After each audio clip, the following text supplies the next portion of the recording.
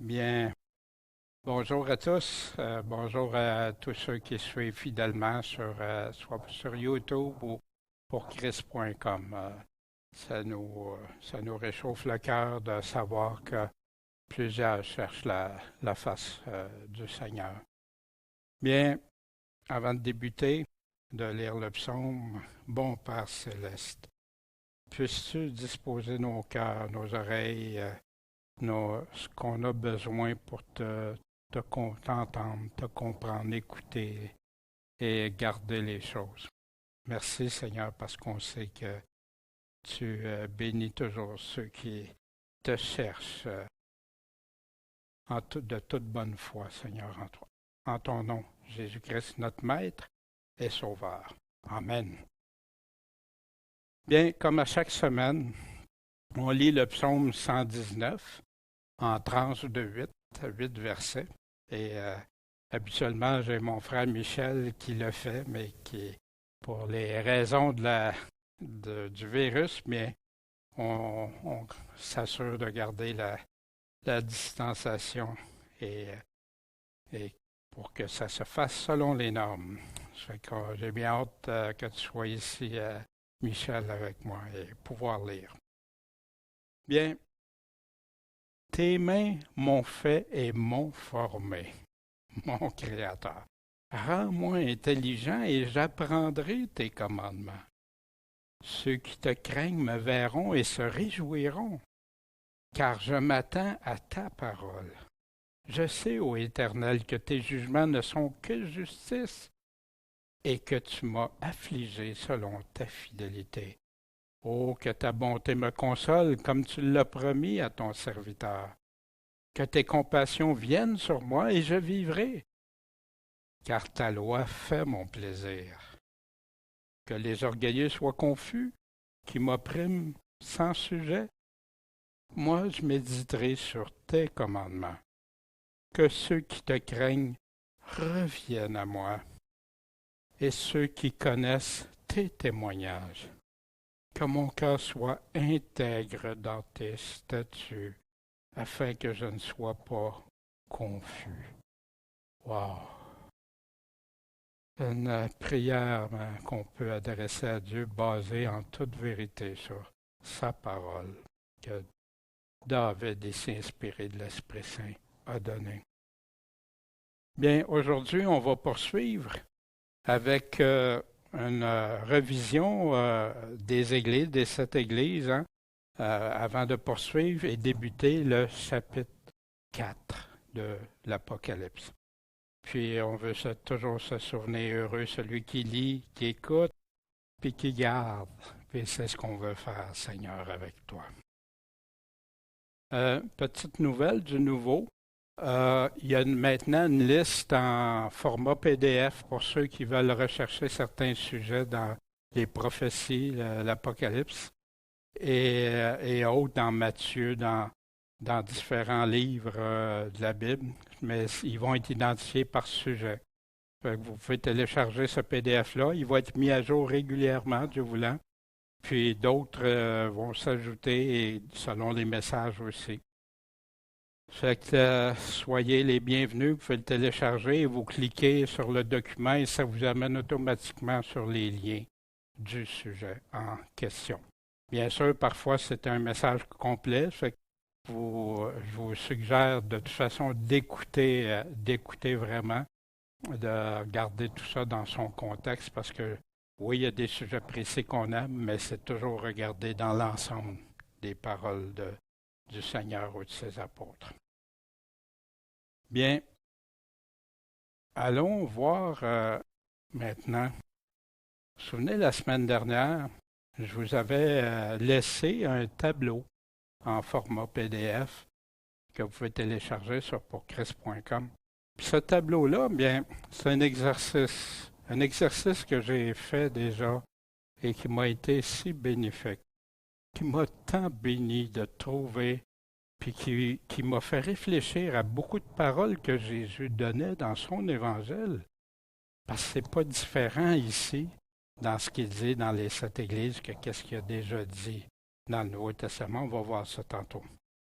Fait que donc, j'espère que vous l'avez fait. Si vous ne l'avez pas fait, on va réviser des choses ensemble. On avait vu aussi rapidement que plusieurs, en tout cas moi j'étais de ceux-là qui hésitaient, c'est-tu des églises au travers le temps ou pas? On m'avait enseigné que oui, c'était du 1er siècle, 2e siècle, et ainsi de suite, jusqu'à 7e qui est la Odyssée. Mais quand tu regardes attentivement, qu'est-ce que Jésus dit? À Éphèse, je viendrai bientôt. Sois fidèle jusqu'à la mort. Je les combattrai avec l'épée de ma bouche. Quand est-ce que Jésus va faire ça? Retenez jusqu'à ce que je vienne, qu'il dit à Thyatire. Est-ce que c'est déjà fait? Je viendrai à toi comme un voleur, qui est les mots-clés qu'il utilise régulièrement dans l'Évangile et dans les passages aussi que les apôtres vont citer. Je viendrai bientôt à toi. Il va y avoir une heure d'épreuve pour éprouver les habitants de la terre. On avait vu aussi le peuple d'Israël qui s'était fait éprouver dans le temps avec les plaies d'Égypte. On avait vu ça au chapitre 3. On a aussi la Odyssée, les tièdes, neutres, qui seront vomis, rejetés de sa bouche. Quand Jésus va faire ça? Fait que ici, c'est des... En tout cas, pour ma part, je ne peux plus croire que c'est des églises d'un siècle à l'autre et tout ça. Non, ça fait partie. Tous ceux qui ont pu lire ces textes-là, ils ont su reconnaître l'Évangile au travers de ça. Puis qu'est-ce que Jésus leur disait? On voit, bien sûr, on a les 7 églises qui sont... Puis le chiffre 7 revient régulièrement avec le Seigneur à partir de sa création de 7 jours. Après ça, plein de fois. Et la même chose pour certains chiffres. Pas de la numérologie, là, comme certains pensent. Non, mais il y a des chiffres clés pour Dieu. Voici les 7 églises, mais comment savoir dans laquelle on est? L'exercice se voulait de ça, mais il y en a tellement aujourd'hui, c'est plein, ça se rajoute. Mais si je fais attention, je peux regarder ce que l'Esprit dit à qui? Aux églises, et savoir me retrouver, ou même retrouver mon assemblée dans le travers ça. Voici, on présente souvent, ça vient d'un des livres d'études qu'on a avec des dépliants et tout ça. Puis on présente souvent l'Église non divisée, puis qu'il y a un grand schisme qui se produit. Mais cette Église-là, c'est l'Église catholique que des gens oublient, puis celle de Constantin, que l'Empire de Rome, puis tout ça. Mais puis bien sûr, on arrive avec des dénominations comme si l'Église aurait toujours été une seule, puis tout ça. Mais ce n'est pas la réalité des choses. Il y a toujours eu des églises en parallèle, des églises qui n'ont pas voulu adhérer au système, puis au système de l'Église de Constantin, l'Église romaine et tout ça. Puis il y a eu les églises maisons, parce qu'au début, c'était dans les églises maisons avant Constantin, pour la majorité. Il y a eu les Vaudois, les Cathares, le massacre de Saint-Barthélemy, des inquisitions. Il y a des millions de chrétiens fidèles, juste parce qu'ils aimaient Dieu et sa parole, qui ont été tués, torturés par l'Église romaine. Aujourd'hui, c'est comme effacé. Puis, n'oubliez pas, mais il y a même des protestants qui ont fait ça, malheureusement, qui ont tué d'autres qui voulaient seulement suivre la parole. On pense aux anabaptistes qui sont faits, qui ont reçu toutes sortes de persécutions juste parce qu'ils tenaient ferme à ce qu'on ne peut pas baptiser les enfants. C'était des protestants qui venaient les persécuter pour ça. Jésus nous disait comment il connaît puis il décrit les bonnes œuvres de chacune des 7 églises. Mais il y en a qui n'en ont pas, malheureusement. Mais l'amour de la vérité, prêt à souffrir, endurer, persévérer, la haine du mensonge, des œuvres selon Dieu au travers des persécutions, la pauvreté, prêt à la fidélité jusqu'à la mort, prêt à ne pas renier son nom, garder la foi, l'amour, la foi, son service, persévérance, des œuvres grandissantes, souvenez, qui s'y attirent, hein? Mais il y en a une bonne partie qui ont suivi qui une prophétesse au lieu de ça. Garder des œuvres de Christ jusqu'à la fin. Se souvenir de la parole et de la garder, la pratiquer, persévérer, garder sa parole. Ça revient tenir ferme pour ne pas me faire enlever ma couronne de vie. Acheter de l'or éprouvé de Christ, sa parole pour devenir riche, avoir des vêtements blancs pour ouvrir les yeux, prêt à être enseigné puis repris par Christ, que celui qui a des oreilles entende. Mais aussi Jésus a décrit, connaît ces églises et les décrit aussi avec les mauvaises œuvres. Abandonner le premier amour. Quel est notre premier amour? J'aimerais Dieu tout ton cœur, ton âme, ta pensée, ton prochain. Puis après, ton prochain comme toi-même, mais jamais de la même force que tu vas adorer ton Dieu Tout-Puissant. Puis qui est-il pour nous, ce Seigneur Jésus-Christ? Ceux qui abandonnent Jésus lui-même. Puis on va voir ça, on va le revoir dans quelques instants. Pour comment on peut évaluer ça? Des enseignements tolérer ou suivre des doctrines étrangères à ses paroles. C'est pas lui qui le dit, c'est des hommes qui le disent. Les croyants embarquent dans ça au lieu de dire « Non, Jésus n'a pas dit ça ». Où il a dit ça? Montre-moi là où il a dit ça. Des mauvaises œuvres, écouter ceux des enseignements de prophétesse. Un autre, apparence vivante pour les hommes, mais pas pour Dieu. Non, tu ne trompes pas Dieu. Des vêtements souillés, aveugles, nus, misérables, la tiédeur. On est riche, on a tout ce qu'il faut pour notre spirituel, notre salut, puis tout. Mais il dit, t'es pauvre, misérable. Jésus qui parle, mais les gens qui ont les oreilles fermées, mais ça fait partie des mauvaises œuvres, puis vous pouvez en trouver d'autres aussi quand vous faites l'exercice. Les principales mauvaises œuvres de Jésus. Ici, rapidement, pour ceux que, si vous êtes intéressés, mais c'est toujours une synthèse, hein, mais ça illustre des points clés. Pour chacune des églises, quand il dit bon fidèle serviteur, il décrit qu'est-ce qu'ils font ici. Le serviteur infidèle, celui qui n'est pas dans la véritable foi de Jésus-Christ.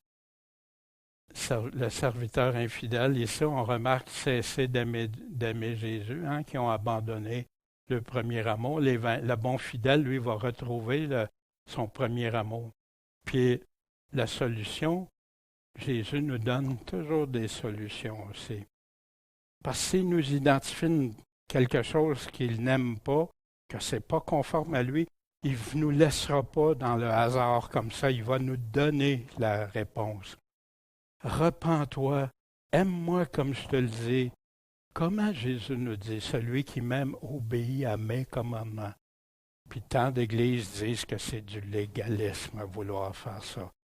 Dans le Nouveau Testament, on retrouve les commandements de Jésus. C'est sa parole, sa doctrine, ses enseignements. Il y en a qui disent c'est pas pour nous. Mais moi, je vais croire ce que Jésus avant n'importe quel homme qui me dirait que Jésus ne dit pas ça pour que je le suive, ses paroles. Et la fidélité, etc. Fait qu'ici, je vous encourage, soit mettez sur pause ou téléchargez les PowerPoints pour Christ.com. Puis, et regardez, prenez le temps. C'est quelque chose c'est les paroles de Jésus, et c'est Jésus qui va nous accorder, c'est lui qui a les clés. Qu'est-ce qu'on est prêt à l'écouter? Est-ce que notre éternité ne vaut pas la peine d'aller écouter? Moi, j'ai eu l'oreille biaisée souvent, parce que j'écoutais Dieu, mais j'écoutais les hommes en même temps, puis ils m'expliquaient ce que Dieu disait, au lieu d'aller regarder attentivement qu'est-ce qu'il disait. Puis des fois, ça arrive en contradiction même, où ça mettait plus faibles les paroles de Jésus. Voici Jésus les promesses aux vainqueurs, à ceux qui vont vaincre. Pas à tout le monde, ceux qui vainquent. L'arbre de vie dans le paradis de Dieu, la vie éternelle, la couronne de vie, la vie éternelle, la manne cachée, un caillou blanc, un nom nouveau relié à la vie éternelle, le caillou blanc, que tu es maintenant justifié. L'autorité sur les nations, l'étoile du matin à ceux qui vont régner avec lui. Des vêtements blancs. Si tu veux y être au banquet du Seigneur, ça prend absolument ça. Puis oui, Jésus-Christ peut nous purifier, nous laver de tout péché, mais pas pour rester dedans. Il n'effacera pas son nom du livre de vie. Il va avouer, confesser son nom devant Dieu. Il va faire une colonne solide dans le temple de mon Dieu. Il y en a qui vont avoir le nom de mon Dieu, de la ville, de la Nouvelle Jérusalem, mon nom nouveau, sans lequel, où on va être sans ça. Puis, faire asseoir avec moi sur mon trône. Quelle belle promesse de Jésus! Mais souvent, des gens vont avoir une tendance à avoir une lecture biaisée. Déjà dans des enseignements, la lettre découpée ou biaisée, bien, les gens vont avoir tendance à regarder en plus gros qu'est-ce qui les intéresse. Puis, je lui donnerai à manger de l'arbre de vie au milieu du paradis. Mais il dit, si tu ne te repens pas, je vais l'enlever, ta lampe, ton chandelier. Mais les gens ne le voient plus. Ils séparent l'inséparable. Puis, je peux suivre n'importe qui me dit n'importe quoi. La Bible, Jésus, puis le salut. Puis, ils vont pas plus loin, ça tourne en rond. Puis là, tu te demandes, mais qu'est-ce qui se passe? Mais est-ce que Jésus a promis à ces croyants-là qu'ils vont être sauvés? Est-ce qu'il a promis aux vierges folles qu'ils vont être sauvées ou si la porte va être fermée? Est-ce qu'il a promis aux serviteurs infidèles qui vont être avec lui ou s'ils vont être où il va y avoir des pleurs et grincements de dents avec les injustes? Est-ce qu'il a promis aux serviteurs inutiles, celui qui a caché son talent, puis il y a plein d'autres exemples aussi que Jésus nous donne? Ceux et celles qui disent Seigneur, Seigneur, mais qui continuent à vivre dans l'iniquité, dans le péché. Ceux et celles qui ne mettront pas en pratique ses commandements, grande est sa ruine. Malgré que des prédicateurs qui vont dire, ben non, ça c'est juste pour tes récompenses. Puis il y en a même qui disent, tu vas être frustré, c'est parce que tu vas être frustré, tu n'auras pas les mêmes récompenses que les autres. Mais Jésus il dit, non, tu vas être là où il va y avoir des pleurs et des grincements dedans. J'ai été tellement déçu, désolé d'entendre des grands pasteurs que jamais écouté ces messages puis qui disent des choses comme ça. Un autre qui dit que tu peux prendre la marque de la bête puis tu peux te repentir après. Un autre qui dit que c'est rempli. Dans ces 70 disciples qui ont fait des miracles pour Jésus, qui ont été prêchés l'Évangile, puis après ça, ils ont trouvé les paroles de Jésus trop dures. Ils ont abandonné Jésus, ils ont abandonné la foi. Il y a juste les 12 qui ont continué. La semence des 4 terrains, quand tu le lis comme il faut, puis tu vas voir dans les 3 évangiles, ceux qui vont porter du fruit, c'est ceux qui gardent, qui écoutent, qui gardent, qui mettent en pratique, puis qui portent du fruit. Mais ceux qui ne portent pas de fruits, Jésus le dit pourtant si clairement qu'un enfant peut comprendre que si tu ne portes pas de fruits, tu vas être coupé, retranché, jeté au feu. Qu'est-ce qu'il y a? Puis il te dit après comment. Puis c'est là qu'il va te dire comment l'aimer dans les chapitres qui suivent. Ceux qui m'aiment obéissent à mes commandements. Ceux qui ne m'aiment pas obéissent pas à mes commandements. À ceux et celles qui vont fermer les oreilles. Combien de fois Jésus répète ça? Ceux qui garderont pas le chemin étroit, ils vont suivre des faux. Ceux qui sortent en dehors du chemin étroit, c'est ceux qui suivent les faux que Jésus nous dit. Des fausses doctrines, des doctrines additionnelles supplémentaires, des doctrines qui réduisent ce que Jésus a dit. Pierre nous parle de ceux qui amènent des doctrines tordues, qui tordent ce que Paul a dit. Est-ce que Jésus a promis à ses croyants qu'ils seront sauvés? Les apôtres même le confirment que non, s'ils ne se repentent pas et restent dans ça. Ces reproches et ces avertissements ne sont pas différents dans aux 7 églises qu'elles le sont dans l'Évangile. Quand tu regardes, tu examines ça, tu dis waouh, ça se tient tout. Mais il y en a beaucoup qui n'aiment pas l'Apocalypse parce que les paroles diffèrent de leur doctrine que leur dénomination a bâtie. Quelle tristesse! Puis en arrière de ça, dans le monde évangélique, je vous invite à aller écouter la synthèse de l'Évangile selon Matthieu. Vous l'avez sur YouTube ou sur pourchrist.com. Puis allez écouter. Vous allez voir dans le message, c'est une récapitulation des 13 premiers chapitres. Il y a la deuxième partie aussi, la deuxième synthèse. Mais celle-ci va adresser quelque chose que j'ai découvert durant mon cheminement, puis où on basait mes croyances beaucoup sur un homme qui s'appelait Augustin, puis qui donnait la définition de la grâce, qui donnait plein de choses. Mais allez voir qui c'est vraiment. Allez écouter. Allez le voir. Puis c'est pour vous. Pour ma part, maintenant, je n'écoute plus ce que des hommes vont dire, mais Dieu. Puis si les hommes disent comme Dieu exactement, sans modifier, Amen. Amen. Voici, je vous ai laissé, on ne regarde pas ça, là, un tableau que j'avais fait durant les cours sur les prophéties, puis qui parle des 7 églises, puis un peu semblable à ce qu'on a vu, mais un peu plus détaillé. Puis vous pouvez voir mais vous l'avez en référence en PDF. Michel va s'assurer qu'il peut être téléchargeable là, sur pourchrist.com. Jésus connaît ses églises selon la mise en pratique des œuvres de la foi. C'est ça qu'il examine. Après ça, il parle à ceux qui les reprend et qui ont des conséquences, des mauvaises œuvres que Jésus n'accepte pas. Puis c'est quoi les conséquences? Les commandements que Jésus donne à ceux qui sont dans ces églises-là, ceux qui font des mauvaises œuvres, de se repentir. Puis il leur dit, c'est quoi ces mauvaises œuvres-là? Puis comment Jésus exhorte, hein? Exhorter, il y en a qui pensent que c'est juste encourager. Non, exhorter, c'est vraiment reprendre, corriger s'il faut.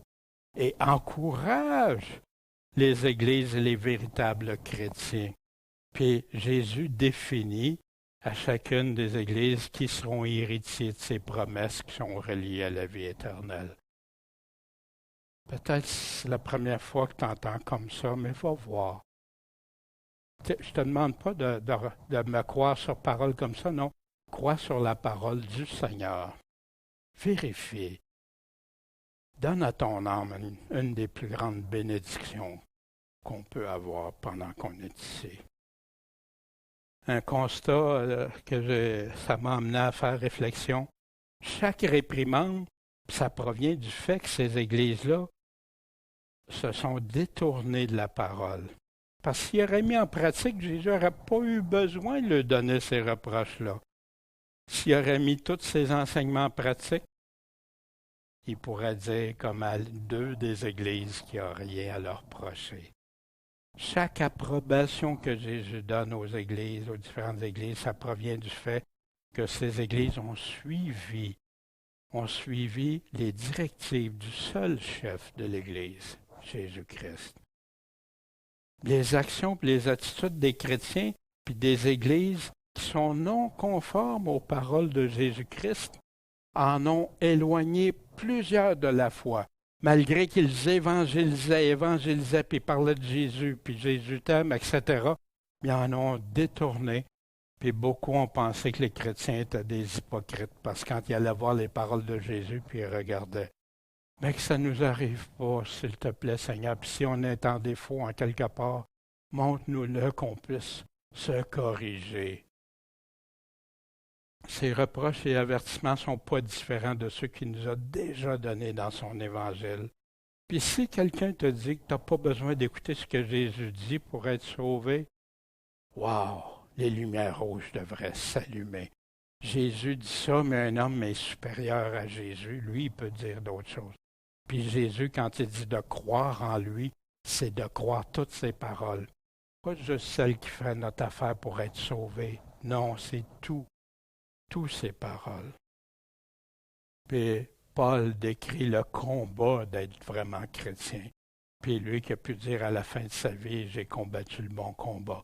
Mais un vrai chrétien porte l'armure parce que c'est en guerre spirituelle, en combat. Si jamais il y a quelque chose qui t'a frappé, qui t'a touché, la véritable repentance selon Dieu ou la repentance biblique, qu'est-ce que c'est? Premièrement, il faut que tu découvres que tu as offensé. Après, tu peux reconnaître et regretter. Wow, j'ai fait ça, mon Dieu. Après ça, tu peux avouer. J'ai fait ça. Je suis coupable. J'ai rien de justifiable devant toi. Puis je dois le rejeter. M'en détourner. C'est fini, ça, mon Dieu. Viens à mon aide, viens à mon secours, mais devant toi, je prends cette ferme décision. Puis, croyez-vous que Dieu répond pas aux prières de ceux qui veulent le suivre fidèlement? Puis, après, on suit le chemin étroit avec lui.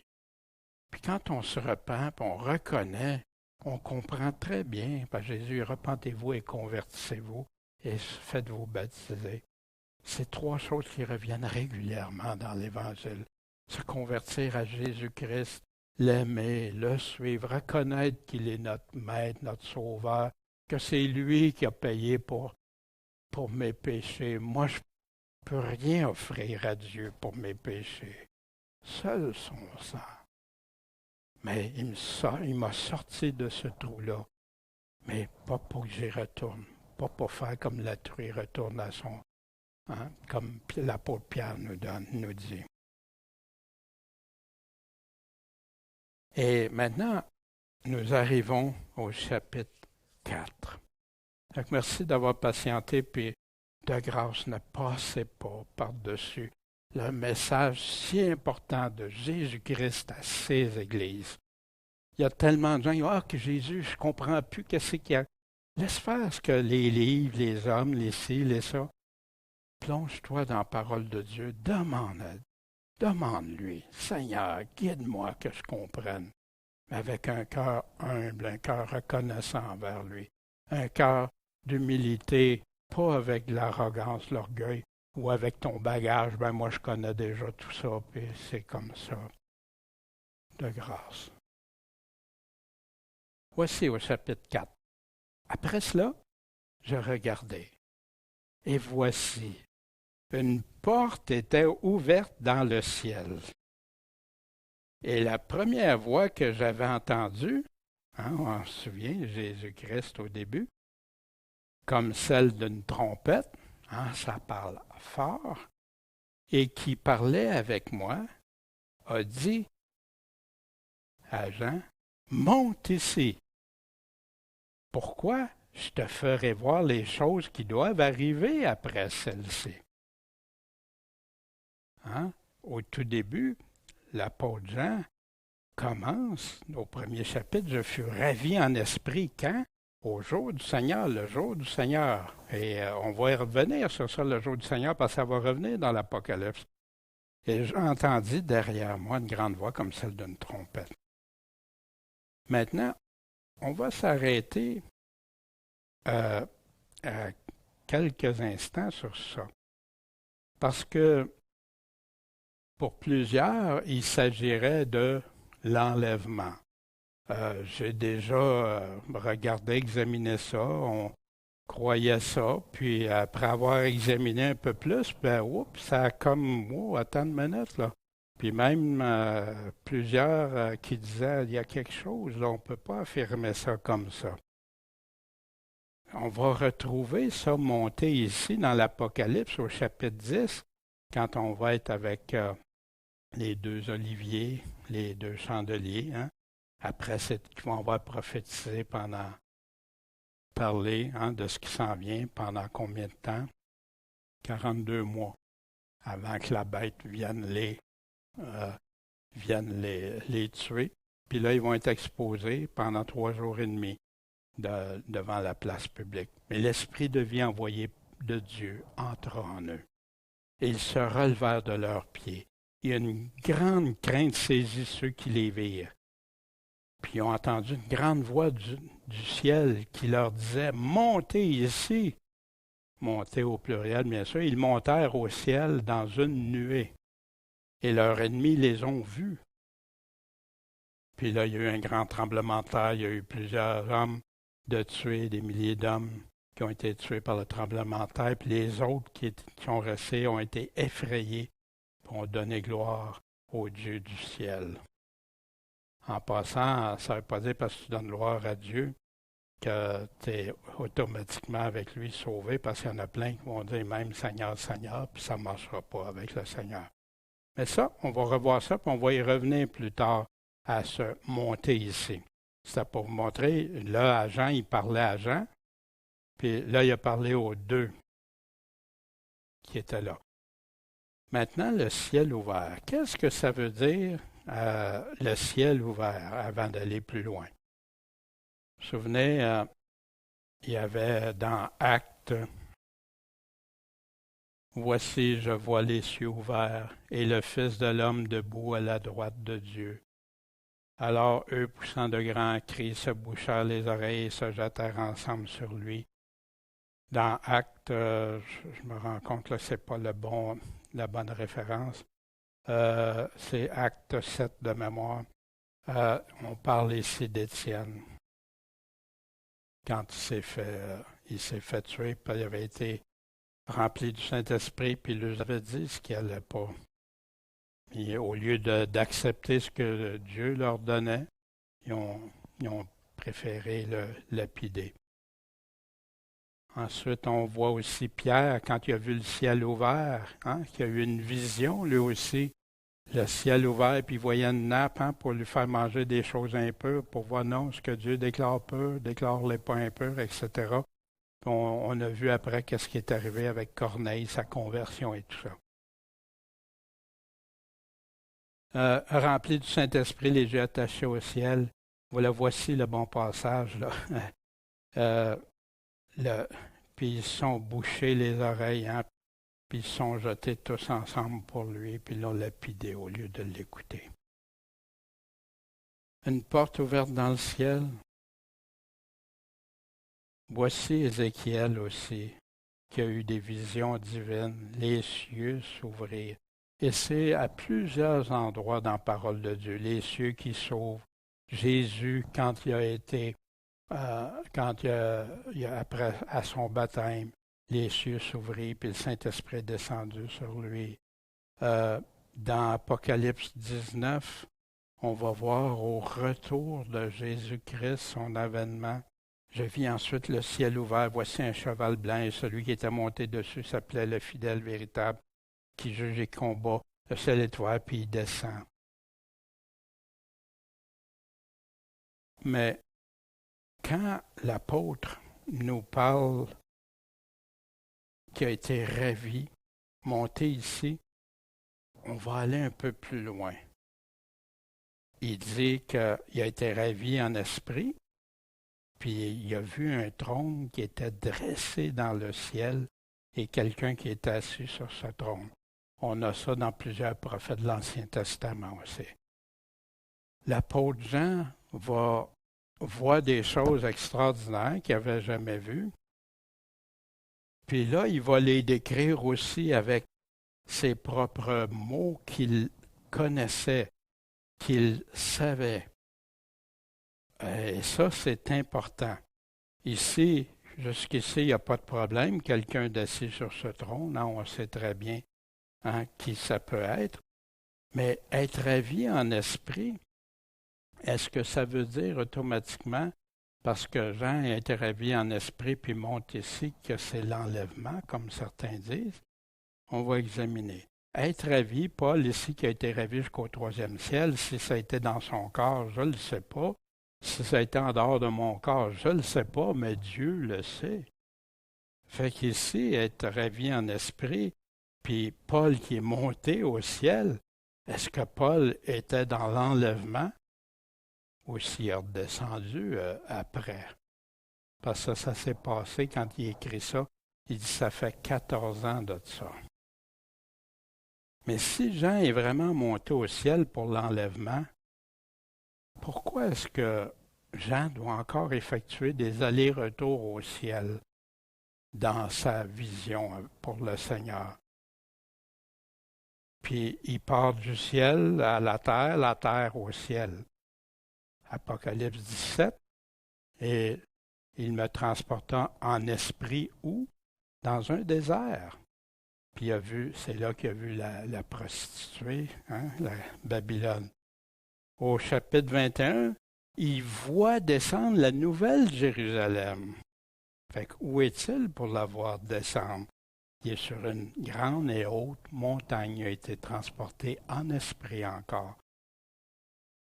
Au chapitre 11, il est en train de mesurer le temple et l'autel et ceux qui y adorent.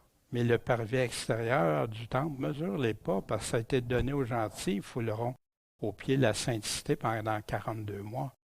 Est-ce que c'est dans le ciel? Est-ce que Jean sera encore dans le ciel? Ben non, il est sûr. Il est ici, sur terre, pour mesurer. Puis si ce verset signifie que Jean et l'Église sont enlevés, parce que là, c'est plus juste Jean, on dit que l'Église est enlevée, Jean voit l'ange descendre du ciel au chapitre 10. Fait que où est-il pour le voir descendre? Comment il peut prendre le livre qui est maintenant sur la terre sans y être, le petit livre qu'il y avait dimanche-là et tout ça? Où sont les paroles qui manquent dans le contexte pour pouvoir affirmer que c'est là l'enlèvement de l'Église? Premièrement, il parle à Jean. Il ne parle pas à tous. Puis il a été ravi en esprit. Puis après ça, on voit qu'il va à différents endroits, toujours. Ou c'est tout simplement que Jean a été ravi en esprit pour voir tout ce que le Seigneur Tout-Puissant va lui montrer. Au ciel, sur la terre, où que ce soit, pour les choses à venir. Parce que c'est ça que le texte nous dit. Si on n'ajoute pas des mots, plein de choses au texte. Voici au chapitre 4, verset 3.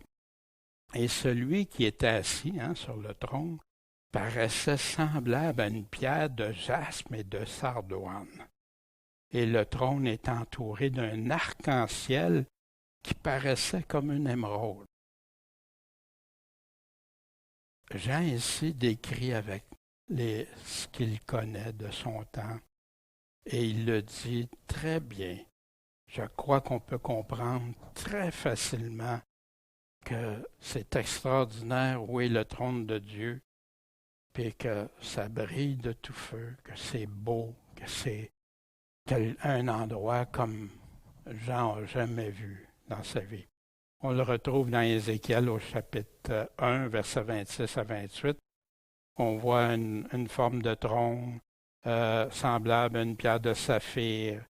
Sur ce trône, on voyait une figure d'homme qui occupait le plus haut degré, puis il voit autour de lui, puis etc. Puis là, la splendeur se voyait autour de lui, était pareille à celle de l'arc qui est dans la nuée un jour de pluie. Ce n'est l'arc-en-ciel que Dieu a dit après le déluge qu'il mettrait comme signe dans le ciel. À sa vue, je tombais sur face. Cette vision, c'est quoi que le texte nous dit? Cette vision représentait l'image de la gloire de l'Éternel. Mais c'est la même chose pour l'apôtre Jean ici. Autour du trône, il y avait 24 autres trônes. Et je vis sur ces trônes 24 anciens assis sur ces 24 trônes-là. Ils étaient vêtus de vêtements blancs, puis ils ont sur leur tête des couronnes d'or. Wow! Ils ont la royauté avec le Seigneur ici. Ils sont bien sûr vêtus, mais qui sont-ils, ces anciens-là? Comme le mot ancien est quelque chose qui origine à longtemps, depuis longtemps, mais on voit ici que dans la parole de Dieu, un ancien peut désigner ceux qui étaient des premiers, Ça peut désigner ceux qui sont anciens, les plus âgés, etc. Et dans les églises, les anciens qui sont pasteurs, etc., le même terme, évêque, c'est le même mot en passant qui est utilisé. Puis ici, on voit l'apôtre Jean qui se nomme ancien. Il est apôtre, mais son nom, c'est ancien, que à l'Adam et lui, à ses enfants, que j'aime dans la vérité. Puis il dit aussi à Gaius, Pierre dit la même chose. Je prie les anciens qui sont parmi vous, moi qui suis ancien avec eux, témoin des souffrances de Christ. Fait que, le mot ancien peut vouloir mentionner quelqu'un qui est là puis qui représente officiellement quelqu'un qui a une position, un statut. Mais 24 anciens, pourquoi 12? On va regarder ici, parce que Dieu avait promis aussi à Israël qu'il y aurait des trônes pour Israël. Puis il parle même ici dans l'Apocalypse au chapitre 21, il dit qu'il y avait une grande et haute muraille avec 12 portes, et aux 12 portes, 12 anges et des noms écrits. C'était les noms des 12 tribus des enfants d'Israël. Puis les 12 tribus avaient quelque chose de majeur. On voit ça tout au long de l'Ancien Testament. Tous ceux-là sont les chefs des 12 tribus d'Israël. Et c'est ce que leur dit leur Père en les bénissant. Il bénit chacun de la bénédiction qui lui était propre. Bien sûr, avec Joseph, son père, qui a donné, Jacob qui a donné les bénédictions à chacune des 12 tribus des chefs. Puis ça revient, on va revoir ça dans l'Apocalypse plus tard, les 12 tribus aussi. Fait que, pour ma part, en tout cas, si je regarde juste la parole de Dieu, j'ai pas de difficulté à croire que c'est 12, il y en a 12 de ces 24-là, qui étaient ceux auxquels il y avait des promesses dans l'Ancien Testament, des gens officiels, puis que c'était les 12, ceux qui avaient étaient les précurseurs pour les 12 tribus. La muraille de la ville avait 12 fondements sur lesquels étaient aussi les noms des 12 apôtres de l'agneau. Vous vous souvenez Jésus qui a dit, « Je vous dis en vérité à vous qui m'avez suivi, que lorsque le Fils de l'homme sera assis sur le trône de sa gloire, dans le renouvellement qui doit arriver, vous aussi, vous serez assis sur 12 trônes, jugeant les 12 tribus d'Israël. » Fait que pour ma part, j'ai pas de difficulté à voir que 12 et 12 font 24, mais je vous dis ça sous réserve. Il y en a qui peuvent penser autre chose, mais pour moi, ça me suffit de savoir que Dieu a choisi ces 24 anciens-là. Puis il dit, du trône sortaient des éclairs, des tonnerres et des voix, et devant le trône brûlaient 7 lampes ardentes, qui sont les 7 esprits de Dieu. Mais qui ça peut bien être, ces 7 lampes-là? On l'a déjà vu au début. Mais, puis on va voir aussi dans la semaine prochaine, Dieu voulant, dans Apocalypse 5, verset 6, et je voyais au milieu du trône des 4 animaux. On va identifier ça aussi, question animaux. Moi, ça m'a chicoté longtemps. Au milieu des anciens. Un agneau était là comme immolé. Il avait 7 cornes et 7 yeux, qui sont les 7 esprits de Dieu envoyés par toute la terre. Fait qu'ici, n'oubliez pas qu'on utilise le langage symbolique. Un agneau. Quel est cet agneau-là? C'est l'agneau de Dieu, Jésus-Christ. Est-ce que Jean c'était un agneau ou Jésus-Christ qu'il voyait quand il a mentionné ça? 7 cornes, 7 puissances qui lui appartient, puis 7 yeux, il nous dit c'est qui? C'est les esprits de Dieu qui sont envoyés sur la terre. Qui est envoyé sur la terre par le Seigneur?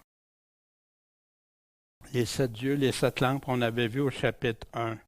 Les 7 chandeliers ou 7 lampes que tu as vues, c'est qui? C'est les 7 églises. Dans celui qu'on vient de voir, les 7 lampes sont les 7 esprits de Dieu. On va dans aussi, les 7 cornes, les 7 yeux sont les 7 esprits de Dieu envoyés sur la terre, par toute la terre. Puis dans Zacharie aussi, euh, qui est-ce qui méprise le temps des petits commencements? Ils se réjouiront en voyant la pierre du niveau. Pierre du niveau, la pierre d'achoppement dans la main de Zorobabel. Ces 7 yeux sont les yeux de l'Éternel qui parcourent toute la terre. Pour ma part, si je laisse juste le texte répondre, ça me semble les églises, parce que ce sont les 7 églises. C'est les églises qui ont été envoyées puis qui parcourent sur la terre pour apporter le message de l'Évangile. Les envoyés, hein, comme le Nouveau Testament aussi nous parle. Il y avait aussi devant le trône une mer de verre, semblable à du cristal. Sa vision n'est pas terminée. Je me mets à sa place comment il devait être impressionné. Premièrement, d'être ravi en esprit et tout ça, puis de la porte ouverte, puis qu'il voit tout ça. Puis au milieu du trône et autour du trône, 4 animaux. Mais qu'est-ce que ça veut dire ça? Moi, j'ai eu de la difficulté avec ça. Plein d'yeux devant et derrière. Dans l'Apocalypse, premièrement, si on règle pour la mer de verre semblable à du cristal, bien, on a ici, au chapitre 15, je vis aussi comme une mer de verre mêlée de feu. Et ceux qui avaient vaincu la bête et son image et sa marque, fait que ça, c'est pas avant la marque de la bête, c'est après, et le nombre de son nom qui se tenait sur la mer de verre. Parce que parfois on entendait, la mer, c'est les personnes, mais ici, ils se tiennent sur la mer de verre, ayant les harpes de Dieu. Au-dessus des têtes des animaux, on voyait un ciel dans Ézéchiel qui nous dit pareil au cristal resplendissant et qui s'étendait en haut par-dessus leur tête. Bien, ici, dans Ézéchiel, qui est très similaire à l'Apocalypse, comme dans Zacharie aussi, comme des parties dans Daniel, comme plusieurs parties, vont nous parler. Ces visions-là dépassent leur entendement, mais ils vont le dire dans des mots qui signifient, qui montrent la grandeur, la splendeur et tout ça aussi pour essayer de décrire. Même Paul, vous vous souvenez, Paul qui disait, je suis comme des mots comme impossibles à décrire, à trouver. Mais on va revenir les animaux. On va voir la définition aussi dans quelques instants du mot animal, puis où ailleurs il en reparle. Le premier animal ressemblait à un lion. Le second ressemblait à un veau. Puis le troisième avait un visage comme un homme. Puis le quatrième ressemblait à un aigle qui vole. Bien, qu'est-ce que c'est le mot animal? Quel mot y est utilisé dans le dictionnaire grec? C'est le numéro 22-26 de Strong, Duon, qui est utilisé 23 fois dans le Nouveau Testament, soit pour désigner un être vivant ou un animal, une brute, une bête. Fait que pour ma part, puis il y a plusieurs versions qui vont dire plutôt un être vivant au lieu de dire un animal. Parce qu'oubliez pas, qu'est-ce que Jean est en train de dire? Il dit-tu, j'ai vu un animal, c'est un lion. Il dit-tu, j'ai-tu vu un veau? Il dit, ça ressemblait. Il essayait de décrire comme il pouvait, de décrire ça. Puis, dans Ézéchiel encore, quant à la forme de leur face, leur visage, ils avaient tous les 4, une face d'homme. Tous les 4, une face de lion du côté droit. Tous les 4, une face de bœuf du côté gauche. Et tous les 4 d'une face d'aigle. Tu dis, y a-t-il une contradiction? Jean, il dit qu'il a vu. Non. Mais Jean pouvaient regarder dans un angle. D'autres prophètes ont pu voir encore davantage. Puis si vous vous êtes intéressé dans Ézéchiel au chapitre 1, puis au chapitre 10, vous allez retrouver plusieurs choses. Mais si, faites attention pour faire comme moi, au début, je partais, wow, tu sais, j'essaie toutes sortes d'affaires en dehors, là, d'essayer de donner une signification spirituelle à chacune. Non. C'est qu'est-ce que c'est, ils ont vu quelque chose que nous, on ne connaît pas encore, qu'on n'a jamais vu, qu'on ne comprend pas tout. Puis pour ma part, je n'ai pas prétention de dire que je comprends tout ça, parce que c'est quelque chose que même les prophètes, même l'apôtre Jean n'a pas pu dire exactement c'est ça. C'est comme nous, retournons juste une centaine d'années en arrière, puis essaye d'expliquer un ordinateur à quelqu'un qui n'a jamais vu ça. Essaye d'expliquer un avion, un hélicoptère, toutes des choses qui n'existaient pas. Ben, tu vas utiliser des termes. On va le voir plus loin dans l'Apocalypse, puis Jean va utiliser des termes similaires. Mais ici, on sait qu'il y a 4 êtres qui sont là avec Dieu, puis qui sont là avec les 24 anciens. Puis, ils ont un pouvoir extraordinaire. On va voir où ça va aussi. On va aller voir quelle autre description la parole nous répond à qui sont ces êtres vivants-là. Et les 4 animaux, 4 êtres vivants, avaient chacun 6 ailes. Et alentour et au-dedans, ils étaient pleins d'yeux. Il y avait des yeux. Hein? Qu'est-ce que ça peut représenter, plein d'yeux? Et ils ne cessaient jour et nuit de dire quoi?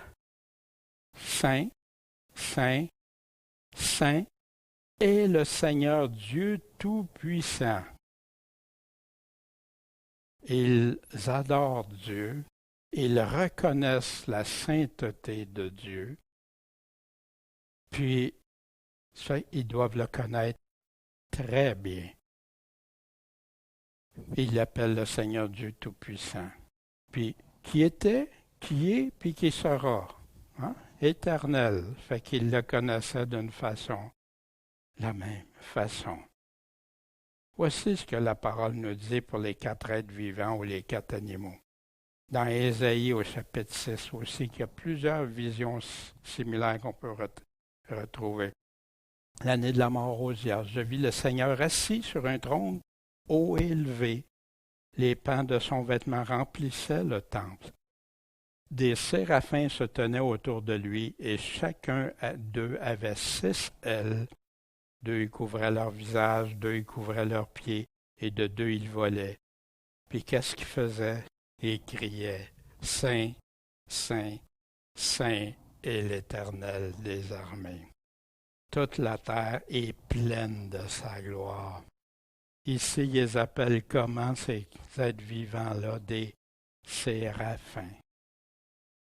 4 êtres vivants, si on continue dans Ézéchiel au chapitre 10, qui parlait au début des 4 êtres vivants, 4 animaux, 4 êtres vivants. Puis là, maintenant, ils les appellent le corps entier des chérubins. Qu'est-ce que ça représente? Un ange tout-puissant, des anges tout-puissants. Leur dos, leurs mains, leurs ailes, ainsi que leurs roues, les roues, hein, chacun des 4 est entièrement couvert d'yeux. Les roues que j'entendis qu'on appelait tourbillons. Chacun avait 4 faces. Le premier, une face de chérubin, une face d'homme, une face de lion, une face d'aigle. Les chérubins s'élevèrent et c'étaient là les animaux que j'avais vus près du fleuve de Kébar. Fait que on sait une chose, que c'est des êtres tout-puissants qui sont avec Dieu, qui règnent avec Dieu, qui reconnaissent Dieu, qui reconnaissent sa sainteté, sa puissance. Mais il y a aussi un autre chérubin, ici que la parole nous parle, dans Ézéchiel, un peu plus loin, au chapitre 28, 13 à 19. On va regarder ce grand chérubin déchu. Tu te trouvais dans l'Éden, le jardin de Dieu. Tu étais couvert de pierres précieuses de toutes sortes, la sardoine, la topaze, la chalcédoine, la chrysolite, l'onyx, le jaspe, etc. Les tambours et les flûtes étaient à ton service, préparés pour le jour où tu fus créé. Je t'avais établi comme chérubin protecteur, tout-puissant. Aux ailes déployées, tu étais sur la sainte montagne de Dieu, tu marchais au milieu des pierres de feu. Tu as été intègre dans tes voies depuis le jour où tu as été créé. Jusqu'à quand? Jusqu'à ce que l'iniquité ait été trouvée en toi. Vous savez de qui on parle ici, bien sûr, hein? De l'adversaire, de Satan, l'ange qui se prend encore pour l'ange, se déguise en ange de lumière. Au milieu de ton riche commerce, ton cœur s'est rempli de violence, tu es devenu coupable. Je te précipiterai de la montagne de Dieu, je te détruirai, ô chérubin protecteur du milieu des pierres de feu. Encore un être puissant, mais déchu. Mais il était là que chérubin protecteur, mais il est devenu traître. Il a trahi Dieu, premièrement, puis il connaissait Dieu. Il savait bien plus que nous, on peut connaître de Dieu.